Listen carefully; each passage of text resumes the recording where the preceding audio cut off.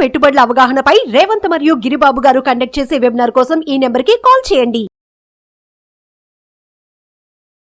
Welcome to business weekly round up. మనం ప్రతి శనివారం ఆ వారంలో జరిగినటువంటి వ్యాపార పెట్టుబడి రంగాల్లో ఉన్నటువంటి న్యూస్లని మీ ముందరకు తీసుకొచ్చే ప్రయత్నం చేస్తూ ఆ న్యూస్ల వెనకాల ఉన్నటువంటి ఆ వార్తల వెనకాల ఉన్నటువంటి విశ్లేషణ కూడా ఇచ్చే ప్రయత్నం చేస్తాను. సో మనం ముందుగా మన స్టాక్ మార్కెట్ గురించి మొదలు పెట్టుకుందాం. సో మన స్టాక్ మార్కెట్ లాస్ట్ 1 వీక్లో 2.1% ర్యాలీ అయింది. అదే బ్యాంక్ నిఫ్టీ 1.27% ర్యాలీ అయింది.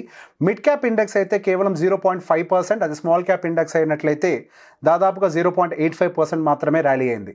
సో మనం ఇప్పుడు చేసుకుంటుంది జూన్ ఎండ్ సిరీస్ కాబట్టి ఒకసారి మనకి పర్టికులర్గా ఎలక్షన్స్ ముందు రోజు నుంచి ఇప్పుడు మనకి ఈ జూన్ ఎండింగ్ సిరీస్ టైంకి మార్కెట్స్ ఎంత ర్యాలీ అయినది కనుక ఒకసారి గమనిస్తే నిఫ్టీ అయితే కేవలం 2.8%, బ్యాంక్ నిఫ్టీ అయితే 2.3%, మిడ్ క్యాప్ అయితే 3.9% అండ్ స్మాల్ క్యాప్ అయినట్లయితే 5.4% మాత్రమే ర్యాలీని మనం గమనించాం.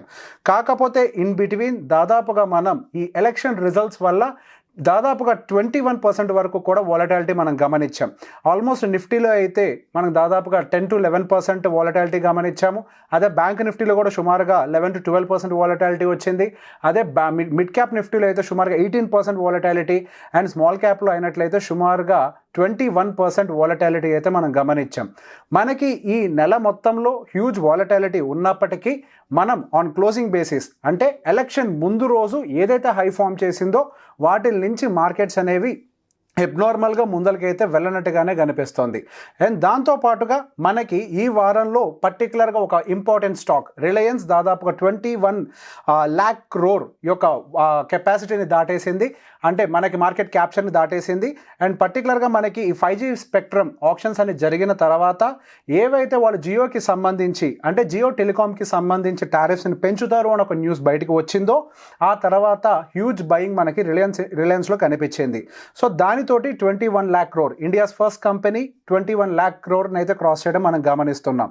సో బేసిక్గా మనం దీని కంటిన్యూషన్ కనుక గమనించినట్లయితే కేవలం రిలయన్స్ ఒకటే కాదు, అటు Airtel and as well as Vodafone ఈ రెండు కూడా వాటి యొక్క టారిఫ్స్ని పెంచుతూనే ఉన్నాయి. సో ఎలక్షన్స్ కంటే ముందు డెఫినెట్గా ఎలక్షన్స్ అయిపోయిన తర్వాత రిజల్ట్స్ వచ్చిన తర్వాత టెలికాం ఇండస్ట్రీ వాటి యొక్క టారిఫ్స్ని పెంచుతారు అనే ఒక స్పెక్యులేషన్ అయితే ఉండేది.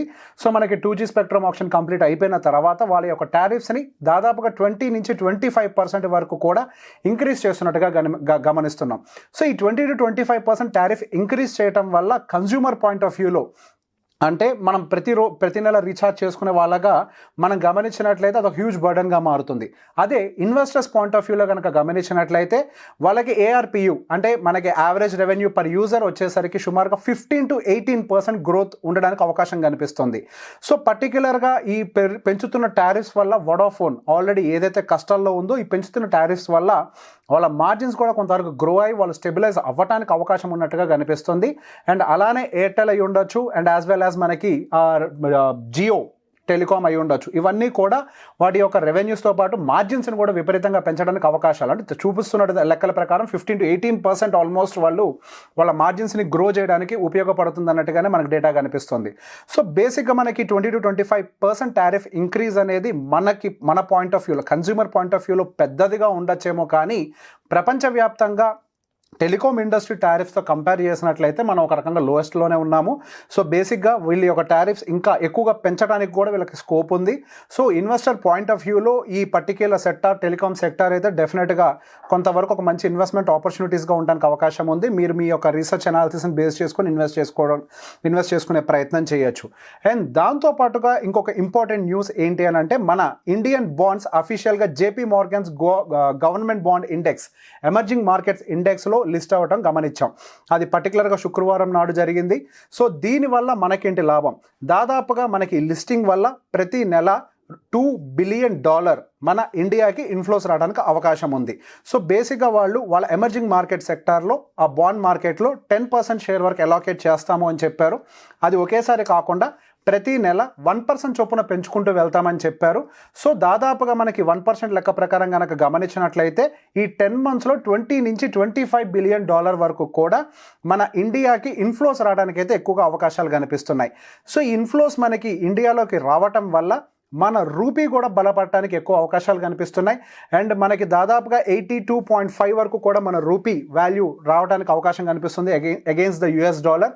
సో దీనికి గల ప్రధాన కారణం ఇందాక మనం డిస్కస్ చేసినట్లుగా ఎఫ్పిఐ ఇన్వెస్ట్మెంట్స్ విపరీతంగా ఇండియాలోకి రావడానికి అవకాశం ఉంది. సో రూపీ ఒకటే మనకి బలపడుతుందా, ఇంకేం అడ్వాంటేజెస్ లేవా అని అంటే అలానేం కాదు. సో మనకి దాదాపుగా 20 నుంచి $25 బిలియన్ మన ఇండియాలోకి ఇన్ఫ్లోస్ వస్తున్నాయి అని అంటే సో ఆ బాండ్స్ ఎవరు తీసుకుంటారు? డెఫినెట్గా గవర్నమెంట్ ఆఫ్ ఇండియా తీసుకుంటుంది, కొన్ని కార్పొరేట్ స్ట్రాంగ్ బాండ్స్ తీసుకుంటూ ఉంటాయి. సో వాళ్ళకి అతి తక్కువ వడ్డీ రేటుకే డబ్బులు కూడా వస్తూ ఉంటాయి. సో బేసిక్గా ఎప్పుడైతే జేపీ మోర్గాన్ ఎమర్జింగ్ ఇండెక్స్లో అయితే లిస్ట్ అయిపోతాయో వడ్డీ రేట్లన్నీ కూడా కొలాప్స్ అవ్వటం మనం 10-year బాండ్లో గమనించాం. సో ఇవి కొలాప్స్ అవ్వటం వల్ల అంటే ఇంకా పోను ఇంకొద్దిగా తగ్గడానికి కూడా అవకాశం ఉంటుంది. అంటే అతి తక్కువ వడ్డీ రేట్లకే మనకి డబ్బులు అనేవి మన ఇండియన్ గవర్నమెంట్కి కానీ లేదా కొన్ని పెద్ద కార్పొరేట్స్కి కానీ అడ్వాంటేజ్ తీసుకోవడానికి అవకాశం ఉన్నట్టుగా కనిపిస్తోంది. సో బేసిక్గా ఎవరైతే ఇన్వెస్ట్మెంట్ పాయింట్ ఆఫ్ వ్యూలో చూస్తున్నారో డెఫినెట్గా మనకి ఈ ఇన్ఫ్రాస్ట్రక్చర్ ఇండస్ట్రీ కోసం కొంతవరకు కేటాయింపులు ఏవైతే అనుకుంటున్నారో ఇది ఒక మంచి అడ్వాంటేజ్. అంటే తక్కువ వడ్డీ రేట్లకి ఇన్వెస్ట్మెంట్స్ వస్తుంటాయి కాబట్టి ఒక మంచి అడ్వాంటేజ్గా కనిపించే అవకాశం ఉంది. అండ్ దాంతోపాటుగా మనకి యుఎస్ ఎకనామిక్ యాక్టివిటీ కనుక గమనించినట్లయితే మనకి GDP data Q1 GDP data of US అయితే మనకి రిలీజ్ అవడం గమనించాం గురువారం నాడున. సో బేసిక్గా అది 1.4%గా వచ్చింది. అదే ఎస్టిమేషన్స్ అయితే 1.3%గా ఉంది. సో ఎస్టిమేషన్స్ తోటి కంపేర్ చేస్తే జీడిపి డేటా 0.1% కంపారిటివ్లీ ఎక్కువగానే వచ్చింది. కానీ అదే ప్రీవియస్ జీడిపి డేటాతో కనుక గమనించినట్లయితే అది 3.4%గా ఉంది. సో ఒక హ్యూజ్ డిక్లైన్ అయితే యుఎస్ జీడిపి డేటాలో అయితే మనం అబ్జర్వ్ చేస్తున్నాం. సో బేసిక్గా ఈ వడ్డీ రేట్ల పెంపు వల్ల ఎకనామిక్ స్లోడౌన్ జరుగుతుంది అని ముందు నుంచి ఎక్స్పెక్ట్ చేసిందే. సో ఆ ఎక్స్పెక్టేషన్స్కి అనుకూలంగానే ఆ యుఎస్ జీడిపి డేటా కూడా డౌన్ సైడ్ రావటము అనేది ఒక రకంగా ఫెడ్ ఇంట్రెస్ట్ రేట్ కట్స్కి వెళ్ళడానికి ఎక్కువ అవకాశాలు ఉన్నాయన్నట్టుగానే కనిపిస్తుంది. సో ఫెడ్కి ఇప్పుడు ఒక రకంగా అంటే ఎకనామిక్ స్లోడౌన్ కనిపిస్తుంది. జీడిపి డేటా పడిపోతుంది ఈజ్ నథింగ్ బట్ వాళ్ళకి ఎకనామిక్ ఎక్స్పాన్షన్ కంటే కూడా కాంట్రాక్షన్ మోడ్లోకి ఎంటర్ అవ్వడానికి ప్రమాదాలు ఉంటాయి కాబట్టి మార్కెట్లో మళ్ళీ లిక్విడిటీని స్లోగా పెంచే ప్రయత్నం చేస్తూ ఉంటారు. అండ్ హవెవర్ వాళ్ళకు వస్తున్నటువంటి ఇన్ఫ్లేషన్ డేటాస్ ఏవైతే ఉన్నాయో అవి కూడా వాళ్ళ యొక్క కంఫర్ట్ జోన్కి నియర్ బై వచ్చేసాయి. సో బేసిక్గా యుఎస్ ఫెడ్కి సంబంధించినటువంటి ఇంట్రెస్ట్ రేట్ ఇన్ఫ్లేషన్ అనేది 2 and below ఉన్నట్లయితే వాళ్ళ కంఫర్ట్ జోన్ అండ్ ఆల్మోస్ట్ అది 2కి నియర్గా ఉన్నట్టుగా గమనిస్తున్నాము. సో గోయింగ్ ఫర్దర్ మనకి ఎకనామిక్ స్లోడౌన్ జరుగుతుంది కాబట్టి ఇన్ఫ్లేషన్ కూడా తగ్గుతుంది కాబట్టి అలానే జాబ్లెస్ క్లైమ్ డేటా కూడా పెరుగుతుంది కాబట్టి ఎకనామిక్ స్లోడౌన్ జరుగుతుంది అన్న ఉద్దేశంతో వాళ్ళు కొందరికి వడ్డీ రేట్లు కట్ చేయడానికి అయితే అవకాశం ఉంది. సో ఈ వడ్డీ రేట్లు కట్ చేయడం వల్ల ఏ ఇండస్ట్రీస్ కొంతవరకు అడ్వాంటేజ్ తీసుకుంటాయి అని అంటే there is no doubt first IT sector అయితే కొంతవరకు ఎక్కువ అడ్వాంటేజ్ తీసుకోవడానికి ట్రై చేస్తుంది. సో వడ్డీ రేట్లు ఎప్పుడైతే తక్కువగా ఉంటాయో ఐటీ సెక్టర్ కంపెనీస్ అన్నీ కూడా ఇమీడియట్గా బ్యాంక్స్ దగ్గర నుంచి హ్యూజ్ లోన్స్ని తీసుకొని వాళ్ళ యొక్క R&Dని డెవలప్ చేయడానికి హ్యూజ్గా ఇంట్రెస్ట్ చూపిస్తూ ఉంటాయి. అండ్ దాంతోపాటుగా బ్యాంకింగ్ సెక్టర్ కూడా కొంతవరకు అడ్వాంటేజ్ ఉంటుంది. అంటే లోన్ బుక్ పెరగడానికి ఎక్కువ అవకాశాలు ఉంటాయి. ఎప్పుడైతే వడ్డీ రేట్లు తగ్గిస్తారో అప్పుడు సహజంగానే ఎక్కువ అప్పులు తీసుకోవడానికి అటు వ్యాపార వర్గం కావచ్చు లేకపోతే మనలాంటి కన్జ్యూమర్స్ అయి ఉండొచ్చు అందరూ కూడా కొంతవరకు ఎక్కువగా ఇంట్రెస్ట్ చూపిస్తారు అనేది నా మార్కెట్ అనాలిసిస్. సో దాన్ని దృష్టిలో పెట్టుకొని అటు బ్యాంకింగ్ సెక్టర్ అండ్ దాంతోపాటుగా వడ్డీ రేట్లు తగ్గింపు వల్ల కొంతవరకు లోన్ బర్డెన్స్ కూడా తగ్గుతూ ఉంటాయి కాబట్టి కన్సంప్షన్ ఇండస్ట్రీ కూడా గ్రో అవ్వడానికి అవకాశం ఉంది. సో బేసిక్గా ఇదంతా యూఎస్లో జరుగుతుంది కదా మనకేంటి అడ్వాంటేజ్ అని అంటే సో బేసిక్గా మన ఇండియాలో కూడా మనకి ఆర్బీఐ మానిటరీ పాలసీ మీటింగ్ యొక్క అవుట్పుట్ బయటకు వచ్చినప్పుడు అంటే మినిట్స్ జస్ట్ ఒక మీటింగ్ అవుట్పుట్ కాదు మినిట్స్ బయటకు వచ్చినప్పుడు డీటెయిల్గా మినిట్స్లో చూసిన దాని ప్రకారం majority of the committee members వడ్డీ రేట్లు ఇప్పుడు మనకు ఉన్నటువంటి ఇన్ఫ్లేషన్ తోటి కంపేర్ చేస్తే చాలా ఎక్కువగా ఉన్నాయి. సో మనం కొంతవరకు తగ్గించవచ్చు, మన ఇన్ఫ్లేషన్ కూడా కంట్రోల్లోనే ఉంది అనే అభిప్రాయం చూపించినట్టుగా మనకు మీటింగ్ ఒక మినిట్స్లో అర్థమవుతోంది. సో గోయింగ్ ఫర్దర్ డెఫినెట్గా మన ఇండియాలో కూడా వడ్డీ రేట్లు తగ్గించడానికి అయితే అవకాశం కనిపిస్తుంది. సో ఈ వడ్డీ రేట్లు కనుక తగ్గించినట్లయితే మన ఇండియాలో కూడా కన్సంప్షన్ థీమ్ బాగా పర్ఫామ్ చేయడానికి ఎక్కువ అవకాశం కనిపిస్తుంది. అండ్ దాంతోపాటుగా మనకి నెక్స్ట్ బడ్జెట్ సమావేశాలు రాబోతున్నాయి. ఈ బడ్జెట్ సమావేశాలకు సంబంధించి కూడా మనం రకరకాల న్యూస్లు వింటూనే ఉన్నాం. పర్టికులర్గా మధ్యతరగతి వాళ్ళకు ఉపయోగపడే విధంగా వాళ్ళ యొక్క ఇన్కమ్ ట్యాక్స్ స్లాబ్స్ని రివైజ్ చేయబోతున్నారు అనే ఒక న్యూస్ని మనం వింటూ ఉన్నాం. ఒకవైపు వడ్డీ రేట్లు తగ్గింపు, ఇంకోవైపు ఈ ఇన్కమ్ ట్యాక్స్ స్లాబ్స్ని పెంచటం. సో ఈ రెండింటి వల్ల మేజర్గా ఇండియన్స్ దగ్గర కొంతవరకు క్యాష్ ఫ్లో అనేది కనిపిస్తుంది. సహజంగా ఇటువంటి క్యాష్ ఫ్లో అనేది ఏర్పాటు అయినప్పుడు కన్సంప్షన్ థీమ్ అనేది చాలా బలపడుతుంది. అలానే టూ వీలర్ ఆటో సెక్టర్ అయి ఉండొచ్చు, లేకపోతే ఎన్బిఎఫ్సిస్ అయి ఉండొచ్చు. ఇవన్నీ కూడా కొంతవరకు బలపడటానికి ఎక్కువ అవకాశాలు కనిపిస్తున్నాయి. అండ్ దాంతోపాటుగా మనకి నెక్స్ట్ జూన్ కంప్లీట్ అయిపోయింది కాబట్టి జూలై నుంచి మనకి రిజల్ట్ సీజన్ అనేది స్టార్ట్ అయిపోతున్నట్టు, Q1 రిజల్ట్ సీజన్ స్టార్ట్ అవుతుంది. కంపెనీస్ వాటి యొక్క నెంబర్స్ని పోస్ట్ చేయడం మొదలు పెడతాయి. సో ఏ కంపెనీస్ ఎలా పోస్ట్ చేస్తాయి అనేది మనం చాలా కీన్గా అబ్జర్వ్ చేయడం చాలా ఇంపార్టెంట్. సో రీసెంట్గా మార్కెట్స్ అనేవి హ్యూజ్ ర్యాలీలో పార్టిసిపేట్ చేశాయి. సో వాటి యొక్క రిజల్ట్స్ అండ్ ఇప్పుడున్నటువంటి ర్యాలీ కనుక ఇన్లైన్లో లేకపోతే అండ్ రిజల్ట్స్ కనుక ఏ కొద్దిగా బ్యాడ్ ఉన్నా కానీ ఆయా పర్టికులర్ స్టాక్స్, నేను టోటల్ ఇండెక్స్ గురించి మాట్లాడట్లేదు, ఆయా పర్టికులర్ కంపెనీస్ అయితే కొంతవరకు ప్రెషర్లోకి వెళ్ళడానికి అయితే ఎక్కువ అవకాశం కనిపిస్తుంది. సో ఓవరాల్ మార్కెట్ వ్యూ ప్రకారం మనకి ప్రైవేట్ బ్యాంక్ సెక్టార్, పర్టికులర్గా బ్యాంకింగ్ సెక్టార్ అయితే ఒక మంచి నెంబర్స్ని పోస్ట్ చేయడానికి అవకాశం ఉన్నట్టుగా డేటాస్ కనిపిస్తున్నాయి. అండ్ దాంతోపాటుగా టెక్నాలజీ స్టాక్స్ పరంగా మాత్రం కొంతవరకు న్యూట్రల్ రిజల్ట్స్ని పోస్ట్ చేయడానికి అవకాశం ఉన్నట్టుగా కనిపిస్తుంది.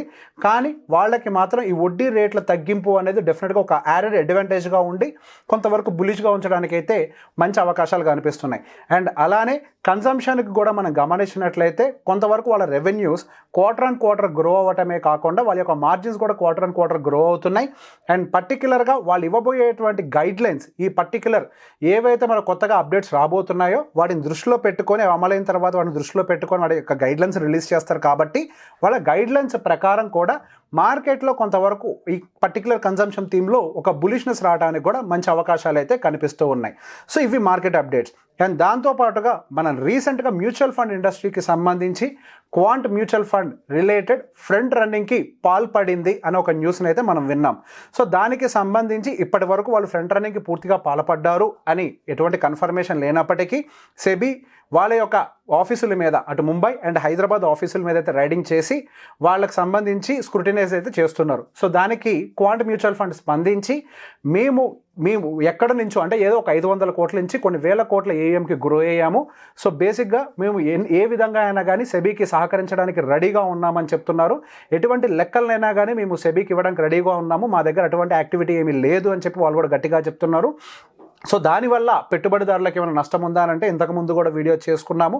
దానివల్ల పెట్టుబడిదారులకైతే ఎటువంటి ఇబ్బంది అయితే లేదు. ఆ ఫ్రంట్ రన్నింగ్ యాక్టివిటీ పాల్పడటం వల్ల బేసిక్గా అది ఇన్సైడ్ ద హౌస్ జరిగేది కాదు, ఈ లోపల ఉన్న ఒక వ్యక్తి బయట ఉన్నటువంటి 10 మంది వ్యక్తులు కలిపి చేసేది కాబట్టి ఎంటైర్ ఫండ్ హౌస్కి ఎటువంటి నష్టం అయితే జరగదు.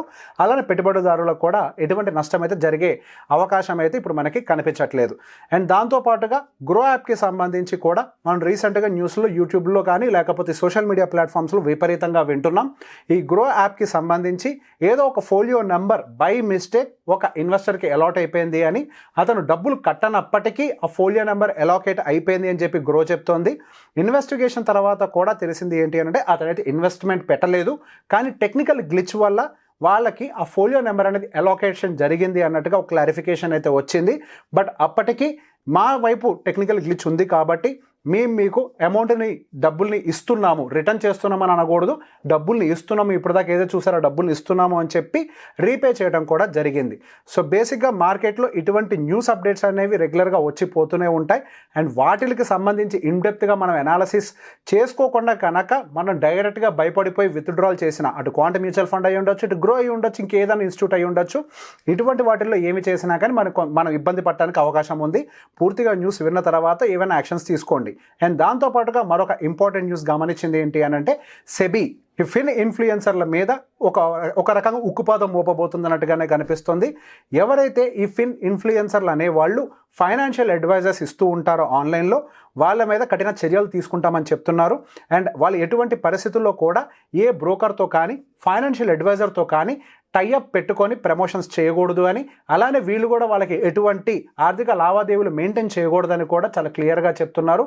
ఎవరైతే ప్రాపర్గా ఎడ్యుకేషన్ పరంగా కానీ అవేర్నెస్ పరంగా కానీ ఒక మంచి ఫిన్ ఇన్ఫ్లుయెన్సర్లు ఉంటారో వాళ్ళతో మాకు ఎటువంటి సమస్య లేదు, మీరు మార్కెట్లో ప్రజలకి అందరికీ కూడా మీ యొక్క అనుభవాన్ని కానీ మీరు నేర్చుకున్నటువంటి ఎడ్యుకేషన్ని కానీ మీరు పాస్ ఆన్ చేయొచ్చు అన్నట్టుగానే పాజిటివ్ టోన్తోటే ఉన్నారు. కానీ ఎవరైతే మిస్లీడ్ చేస్తున్నారో వాళ్ళకి సంబంధించి మాత్రం చాలా సీరియస్గా ఉన్నట్టుగానే కనిపిస్తోంది. అండ్ గోయింగ్ ఫర్దర్ సెబీ ఇట్లాంటి మంచి ఇన్వెస్ట్మెంట్ అంటే ఇన్వెస్టర్స్ని ప్రొటెక్ట్ చేయడం కోసం మంచి రూల్స్ అండ్ రెగ్యులేషన్స్ని ఇంకా తీసుకొస్తుందని కూడా నమ్ముతూ ఉన్నాము.